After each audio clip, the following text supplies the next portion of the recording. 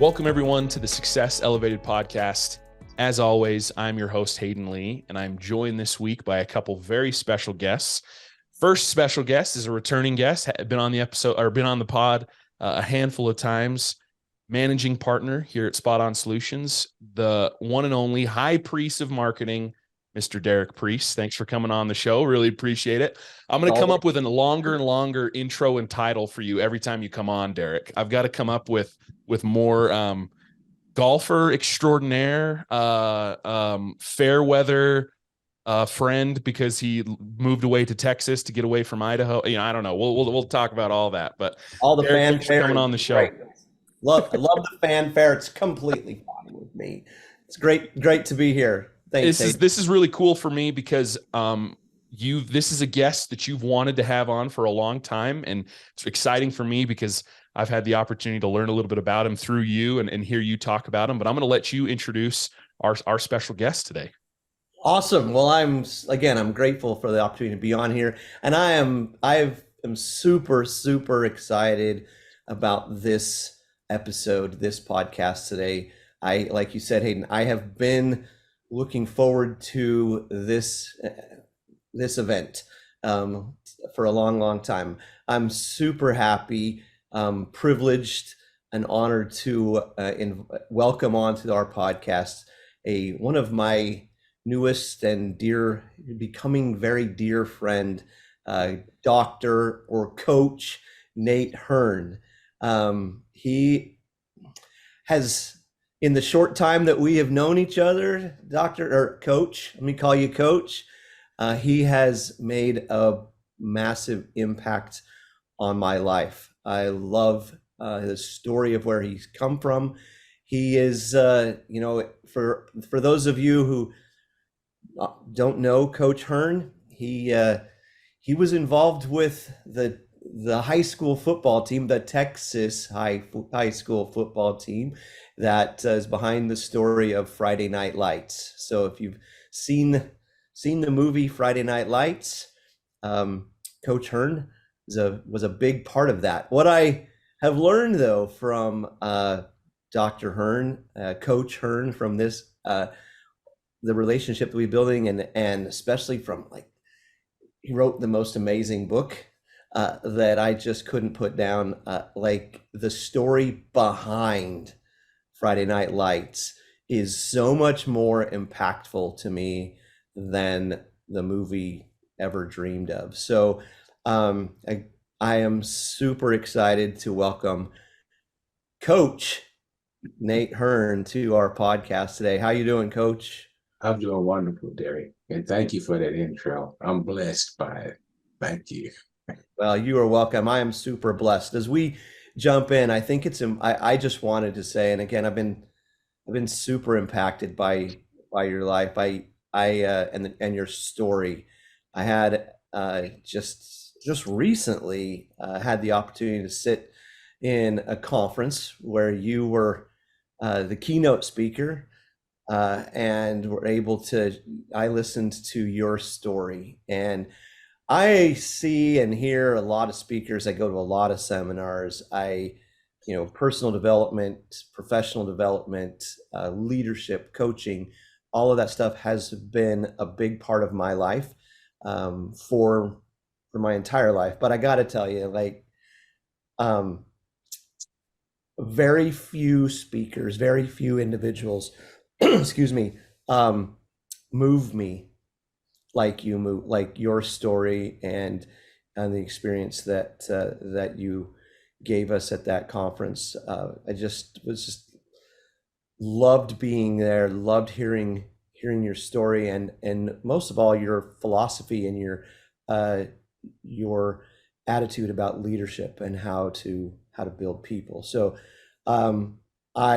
I'm excited for our listeners to hear more of your story and to talk about your philosophies of leadership and life. So again, thanks for being here. Yes, sir.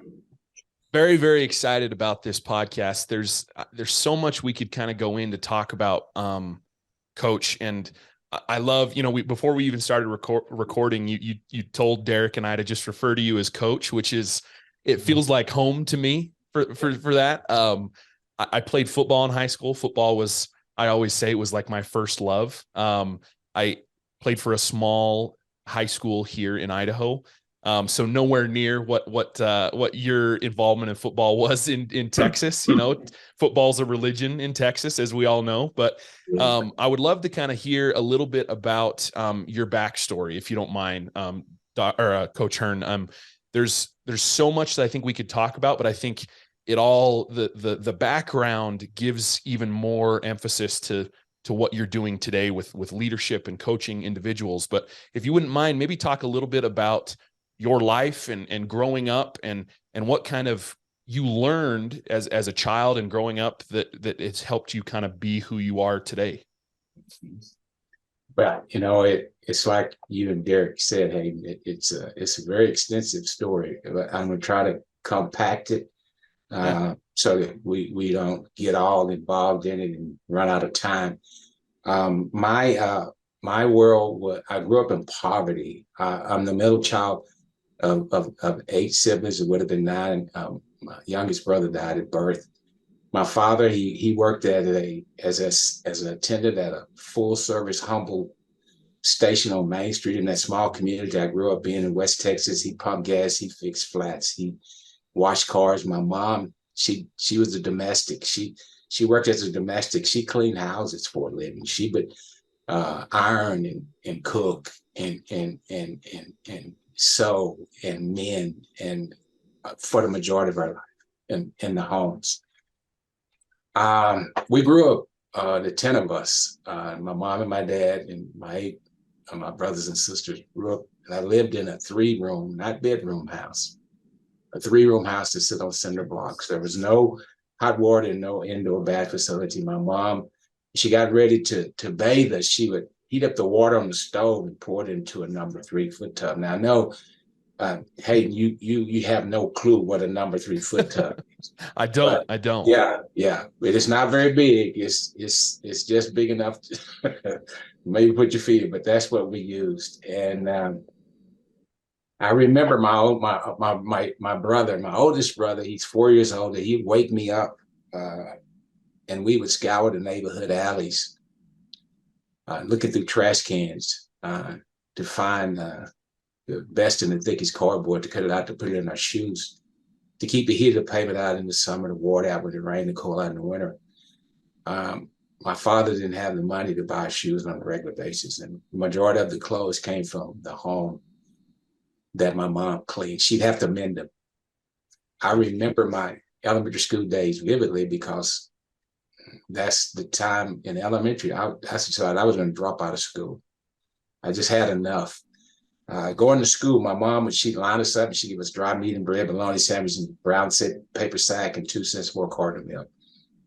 And I would walk to school with my sisters, and walking to school with, that bologna sandwich in the brown paper sack and holes in my shoes and holes in my clothes was just too much for me. And I just decided that I'd had enough. I was going to drop out of school, the embarrassment. And so last day of 6th grade, I just rushed home and told my mom, I hate school. I'm never going back.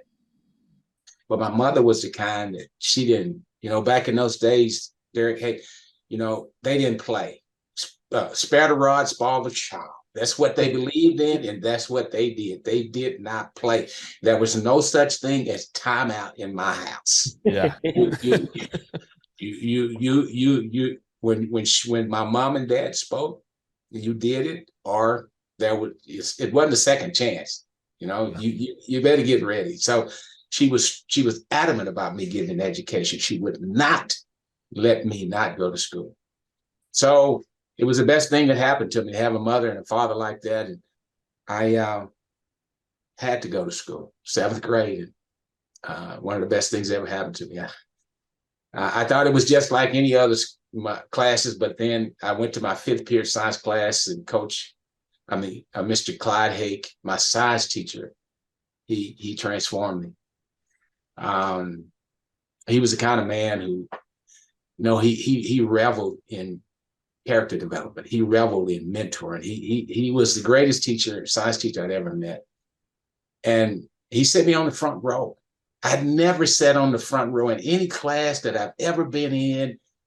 And he set me on the front row.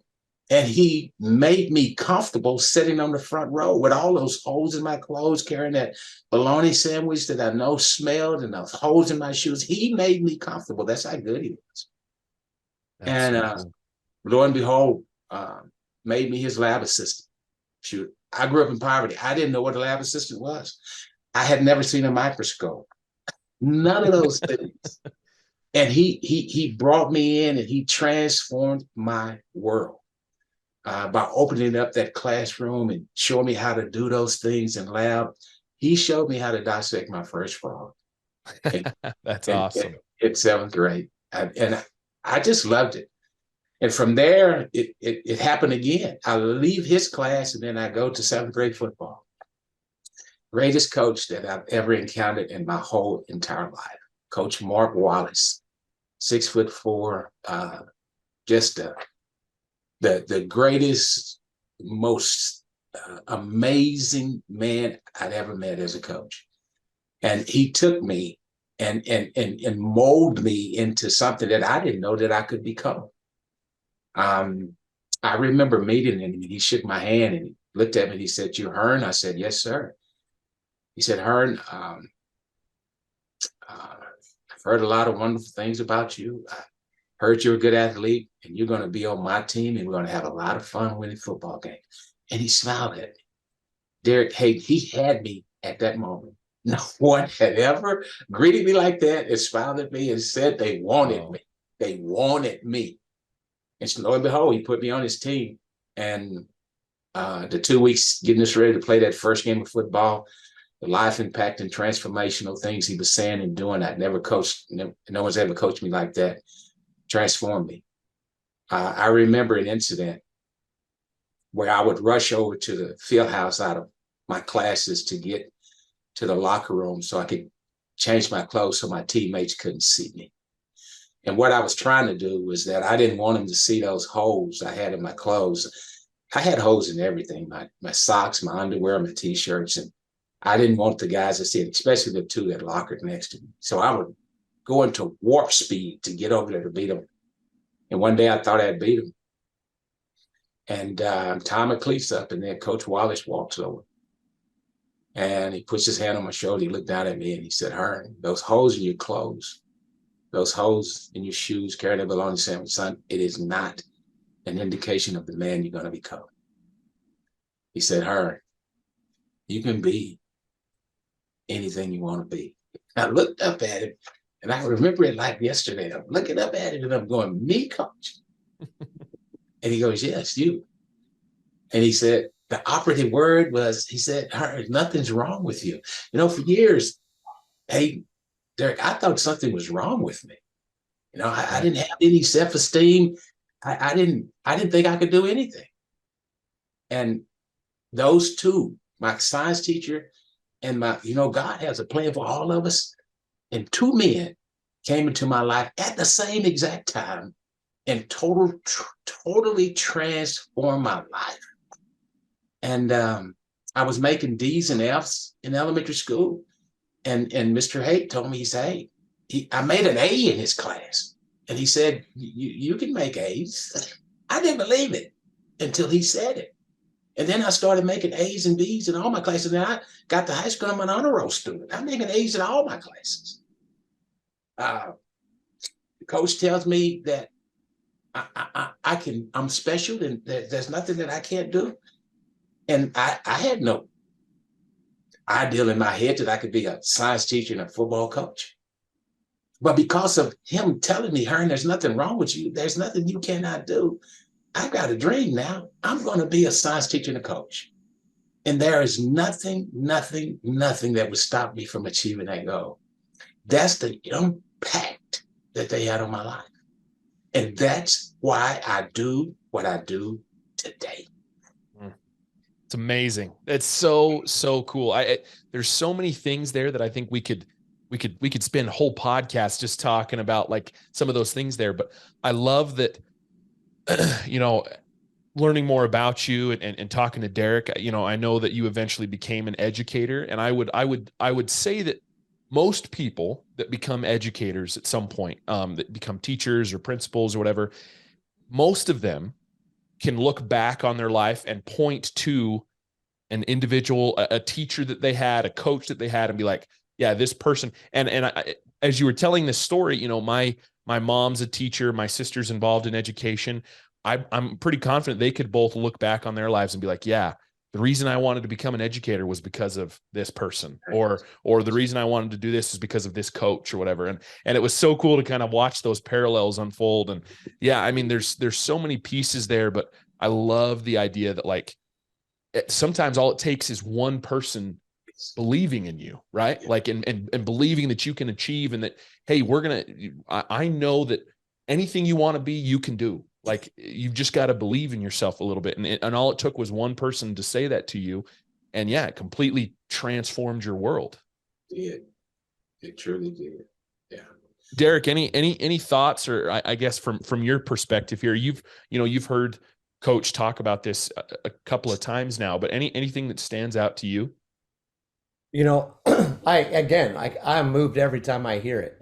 So I was like, and I'm like, Coach Hearne, if you haven't already figured this out, like, he's the guy you could sit at his feet and have him talk to you for days and never, and just be in his hands.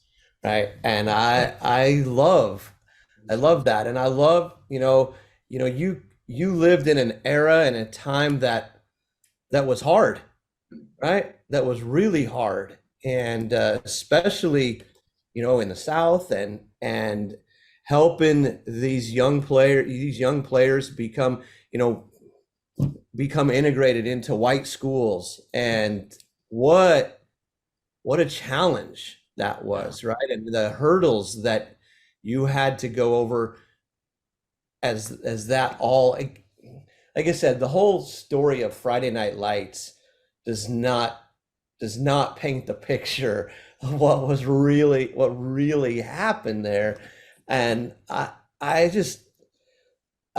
loved that, no matter what, like, maybe you could talk about this, but there were lots of obstacles that came up in your life that you had many times had the opportunity to just walk away, right?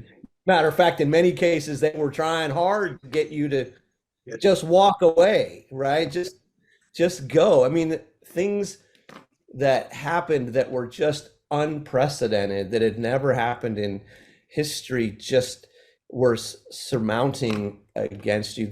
In my opinion, the very jaws of hell were gaping open towards Coach Hearne, and like, he just never gave up. Like, these kids meant so much to him that quitting was not an option, right? I mean, maybe you can speak to some of that again. Like I just I imagine, to me, Coach, you're like gather the family around and on Sunday evenings and just tell the stories and change lives. I know you have, to me. So tell us about some of the obstacles that you had that you've overcame, all because of just, if anything, Coach Hearne understands the value of people. Yes. God don't make no junk, right? And so, I mean, again, what were some of those obstacles? What did you learn through some of those things? What was your mindset as you persevered through those challenges? As you know, and you said it, and I just love it when people come back and talk to me, because I get so many varied ideals and opinions about the book, and how it takes them, and it takes them on a journey. I just love hearing about it. And your take is different from all those other people that have talked to me about it. And you see it, you saw it. It was right in the midst of the civil rights movement. that was the time. And but God, blessed me in that I had the opportunity to get under two people who really, really showed me what life is all about. And they weren't the only two. I left Coach Wallace and Mr. Hake and when I entered ninth grade, I had Coach Hale, and he was an amazing coach. And he did this. I mean, he was just amazing. We were playing in a small town. It was very, very, I played basketball for him. Very, very divided racially. And we finished the game, and they stole our clothes, and they wrote racial slurs on the bus. And then we're going to go to eat at the restaurant in this town. And I remember it like it was yesterday. We're standing in the restaurant, and the owner comes over, and it's me and another guy who are the only blacks on the team. And the manager comes over, and he asks the coach. Coach Hale was a tall guy too. He's 6'1", 6'2", blue eyes, crew cut, and young guy, just really neat. And he comes to him, and coach looks at him. He said, "Are you ready for us?" And he says, "Yes." The manager says, "Yes."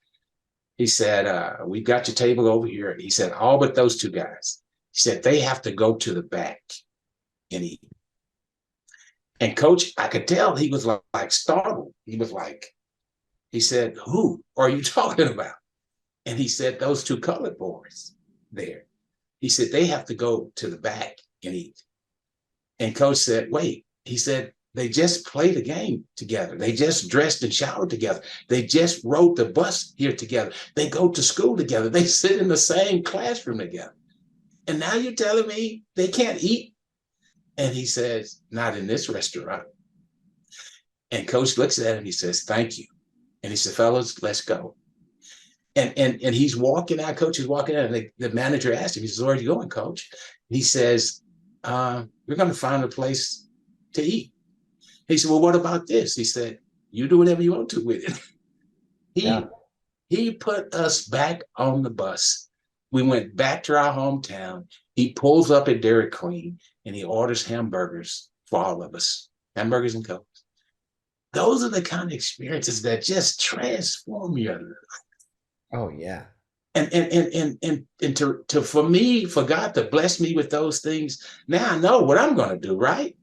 That's who I am. That's what I'm going to be. I coached every ethnicity of athlete known. And I remember when I was hired at Permian High School and coached games, no blacks had ever been. It was all white, 98% white when I was hired. Okay. And he asked me, he said, "Coach," it was in Odessa, Texas did not integrate till 1982. And he hired me in the 80s. First black coach hired there at the school. And so I go into his office. I'd never been in an office before. Permian's history was in Texas. That's the first thing you heard, Permian High School football. I go in there, and he says, "This is not an interview, coach." He said, "The job is yours if you want it." And I said, I thought it was, I'm still in a dream. I'm in a daze because I've got called. I didn't apply. I didn't even know it was open. And I sit down, and he says, "It's yours." He said, "Now, if you accept it." I said, "Sure, coach." He said, "Now, can I ask something of you?" I said, "Yes, sir." He said, "Do you mind being a role model for the black athletes coming over?" And because of my history and because of the things I did, it was like a subconscious response. I didn't think about it. He said, "Can you be a role model for the black athletes?" And I said, "Sure, coach." I said, "But can I say something? I'm going to be a role model for every student that I come in contact with, every player that I coached." That was just in me because of my experiences with Mr. Hake and Coach Wallace and Coach Hale. And I thank God for that. I do. That's awesome. Amazing. Yeah, there's so many pieces there to that, and yeah, when you look at all of the roadblocks that I think were in your way, but I think to speak again to that point, you had some great people in your life that, yeah, God put there that were help you to get through those, right? Like you had that coach that was like, nope, we're not going to eat here, right? Like something as simple as like, well, we're going to keep on driving. Like you had somebody in your corner. Yes. And I think that helped motivate you to then, to do that for others, right? Like because a kindness was shown to you, you were going to show that kindness to other people. And I think that requires, that requires something inside of you that makes you different, coach. There's pieces to that I think a lot of people would think back to an experience like that and would have been like, wow, that was a cool experience, but maybe not try to help others overcome their obstacles. Do you understand what I'm saying? Like, I feel like you have personalities and you have pieces to your personality that make it like, oh, this kindness was done to me, I'm going to go show it to other people. And I think maybe that's what separates you or makes you different. Like you're still motivated by it. You're still like, man, I'm going to try and go help other people now because of what was done for me. And that's such a great, like positive attitude to have. Yes.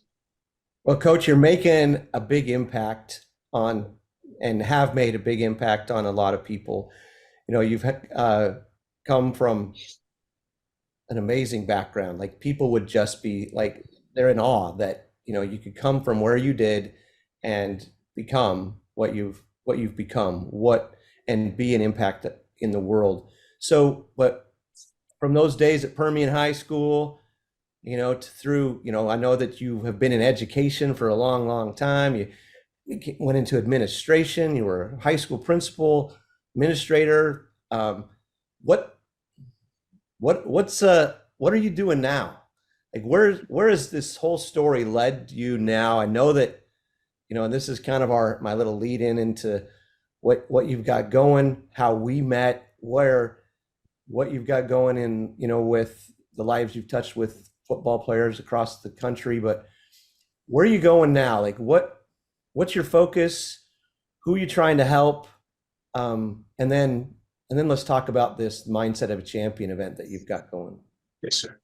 Well, it's kind of like Hayden has said, and from the vibes that I get from you, Derek, it's like it's a kindred spirit, and I've felt this many times before with my players. I've looked in the eyes, brown eyes, blue eyes, green eyes, all kinds of players' eyes, and that feeling that I see in you, I saw it in them, and I know it's a feeling where, hey, they're ready. They're just flat out ready.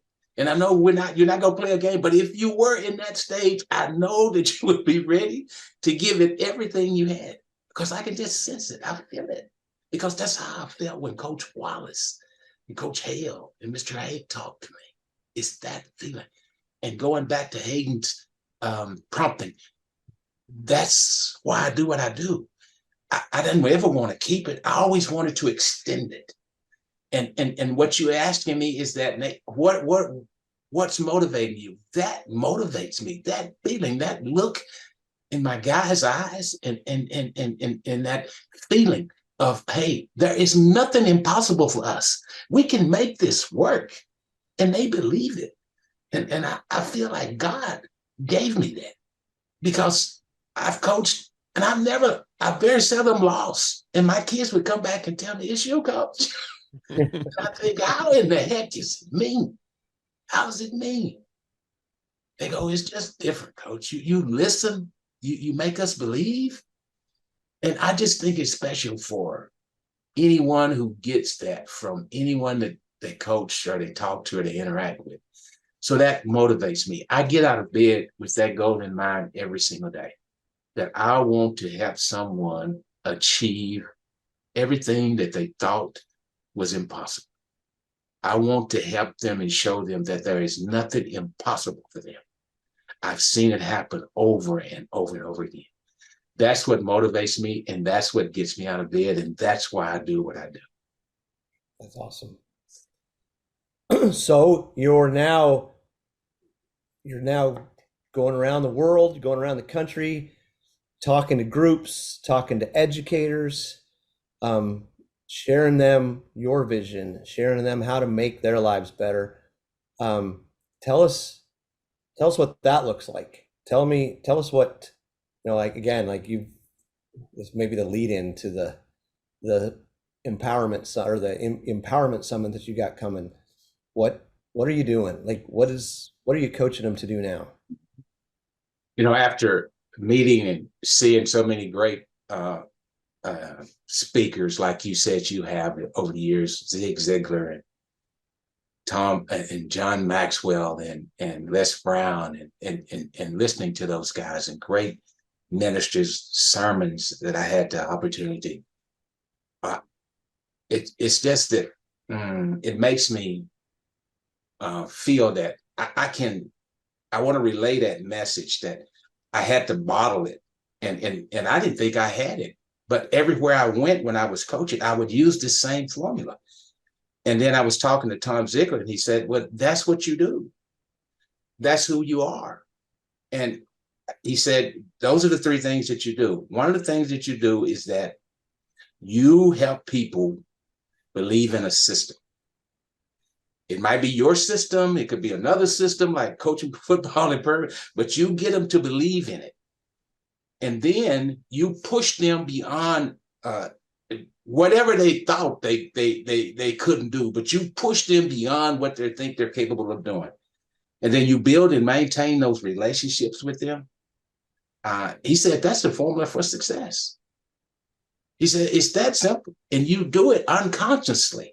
And then I thought about it. I do. And I was like Gladwell. I have my 10,000 hours in that. Yeah. Right? But I've got more than 10,000, triple it, because I've been doing that all my life. Get them to believe in something, pushing beyond what they think they're capable of doing, and then build and maintain positive relationships with them. You will always get success. That's what the mindset of a champion is to me. That's what it takes. That's awesome. And it's right. I mean, that's the map, right? Believe in a system, push them beyond what they thought was capable, and help them achieve their goals, right? That's awesome. Yeah. Well, Hayden, you look like you have something to say. Well, there was just I was checking out the Made Up Minds a website earlier today, and there's a quote on there that I really love that I think relates to the great leaders that I've had in my life. And I'm paraphrasing. I should have wrote it down, but Coach Hearne, you said on there, and there's the quote on the website was something to the effect of like, great leaders are examples, right? It distilled it kind of down to that, right? Like the great leaders live by example, and they go out and motivate and help lead their team by example. And I think, one of my favorite leaders growing up was a gentleman that was a coach, like you. He coached basketball in junior high and in high school growing up. And he was also my boss. He hired me, and I moved irrigation pipe for him, starting at like 12, 13 years old, clear until I was a junior, senior in high school. And, he was a great leader and a great motivator. But what he would do, those early mornings in the summer, we were working, 6 days a week. You'd get up at 5 a.m. and go move, 150 irrigation pipe. And he, I always would, I'd be mad and tired and exhausted. And, I can't believe he's having me do this for him.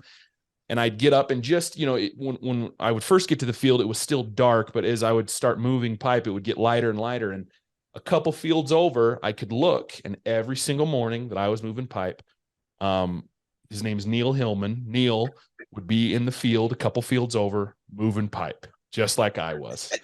And one of the best leaders and one of the best motivators that I can look back on. And he was there leading by example. Every morning that I was moving pipe, he was out there moving pipe.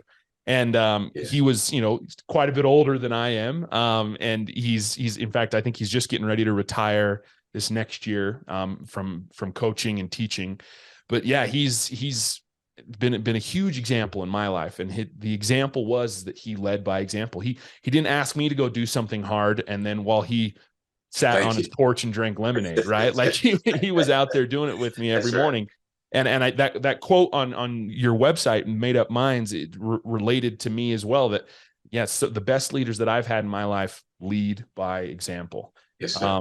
And it's such a simple but cool concept, and it sounds like something that you're trying to teach to people as well, right? You're talking about this summit, and Derek's mentioned this summit that you're going to.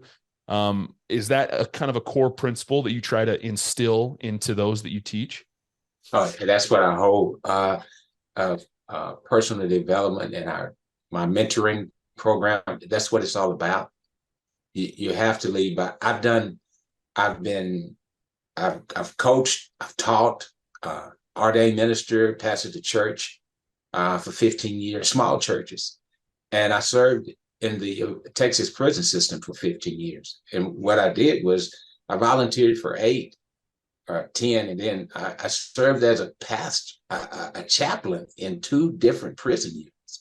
So it's hard for someone to say, you don't know. Yeah. You know. I do know. I do know what it's like. I do. Yeah, I love that. I think it's a key piece to leaders in the world today. And it's I talk about it because I think it's a simple concept.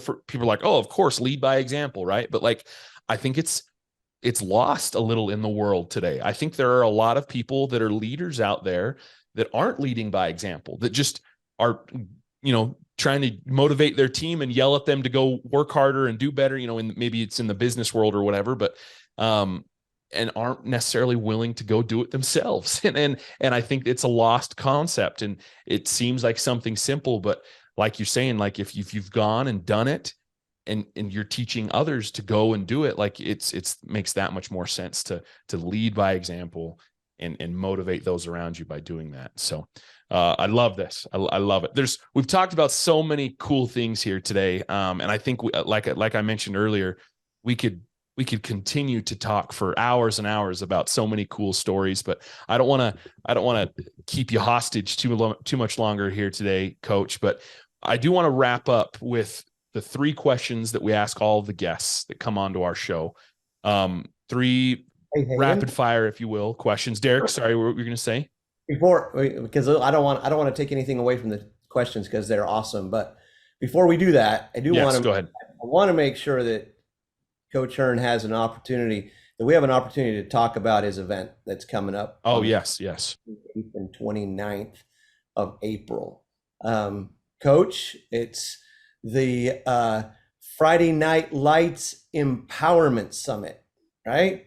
Yes, sir. It is. The mindset of a champion. What's it all about? What's going on? And then, we're definitely going to put the link to how people can register for it in the show notes. But what's this whole 2-day event about? Well, Callie and I brainstormed this for a couple of years, and then we finally got the courage to put it together.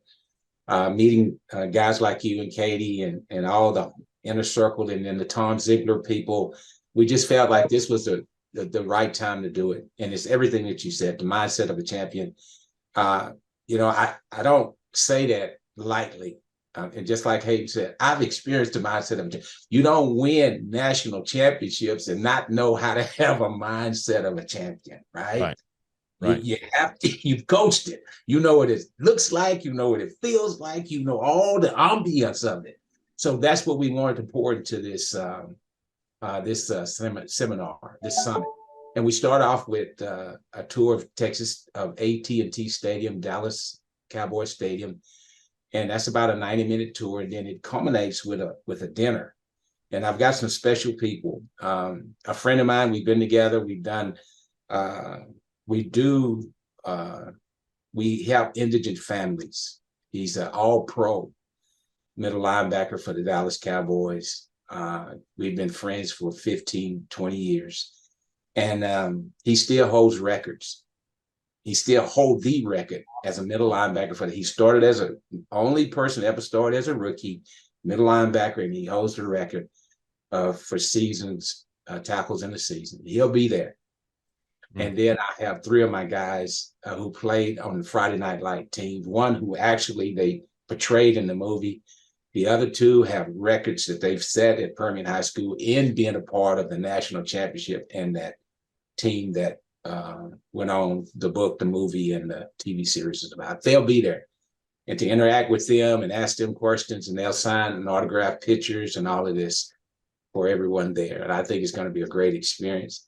And then we'll move to Saturday, where we have some great speakers talk about the things that you talked about, Derek, the mind of a champion and how that culminates to business, to life, to family, to everything we do. Because all of life and all of business is about relationships. And once you get that down, there's no stopping you, right? Okay. Once we learn how to build intentional, positive relationships, then there's no stopping us. So I can't wait for you guys to show up. Callie and I are so excited about it. We're going to have a great time. Well, I got to tell you, like I said, I'm super excited about it. My wife and I are jazzed about being able to be there. Katie and her husband are coming. This is going to be a fantastic event. I've been looking forward to it ever since I heard about it. So it's on April 28th and 29th. It's Arlington, Texas at AT&T Stadium. We will put the registration link in the show notes here so people can log on. If not, you can go to drnatehearne.com, and obviously the registration link will be there as well too. So awesome. Now I want to make sure that everybody knows about that. Now, Hayden, let's talk to him about those 3 awesome questions you have. Yeah, of course. Thanks for bringing that up, Derek. I wanted to make sure we hit at that as well. So thanks for stopping me there.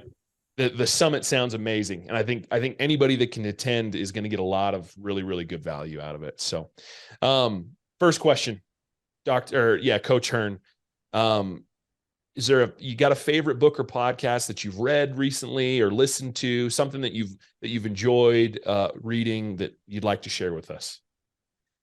Yes. Now, you guys know this is my favorite podcast, right? Good. That's a good answer. We prepped him for that. For our listeners that are still listening, we prepped him for that. No, I'm kidding.